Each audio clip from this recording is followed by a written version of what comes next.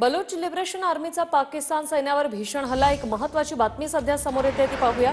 जम्मूच्या अनेक भागात पुन्हा गोळीबार। बीएसएफच्या जवानांकडून त्याला उत्तर देण्यात आलेलं आहे। पाकिस्तानने युद्धविराम तोडलेला आहे। आताची महत्त्वाची बातमी, 5 वाजता युद्धविराम सुरू झाला होता, मात्र पुन्हा एकदा जम्मूच्या अनेक भागात गोळीबार सुरू झालेले आहे आणि या गोळीबाराला बीएसएफच्या जवानांनी उत्तर दिलेलं आहे। पाकिस्तानने युद्धविराम तोडलेला आहे। अटी शर्थींसह हा युद्धविराम पाळण्यात आला होता। दोन्ही देशांची संमती आला होती, मात्र पाकिस्तानने पुन्हा एकदा त्यांचा चेहरा दाखवलेला आहे। उधमपूर आणि सांबा सेक्टरमध्ये सायरन वाजवण्यात आलेले आहेत। आताची महत्त्वाची बातमी, उधमपूर आणि सांबा सेक्टरमध्ये सायरन वाजवायला सुरुवात झाली आहे। पाकिस्तानने पुन्हा एकदा शस्त्रसंधीचं उल्लंघन केलेलं आहे। उधमपूर आणि सांबा सेक्टरमध्ये टार्गेट करण्यात आलेला आहे, गोळीबार करण्यात आलेला आहे।